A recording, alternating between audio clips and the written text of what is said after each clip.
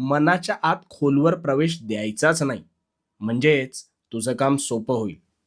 पण मग स्वामी त्यांची मनधरणी केली नाही तर मग त्यांना वाईट वाटेल.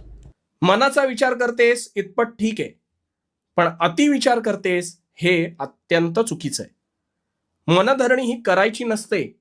जे प्रामाणिकपणाने वाटतंय ते मांडावं. तो विचार घ्यायचा का नाही हा सर्वस्वी त्या व्यक्तीचा व्यक्तिगत प्रश्न आहे. आणि जर नाहीच पटला तर आपले विचार कधीही लादू नकोस. स्वामी, तुमच्याशी बोलल्यावर मनातली सगळी वादळे शमतात आणि मग अगदी मोकळं झाल्यासारखं वाटतं. अशीच व्यक्त होत राहा आणि भिवू नकोस. भिवू नकोस, मी तुझ्या पाठीशी आहे. भिवू नकोस, मी तुझ्या पाठीशी आहे.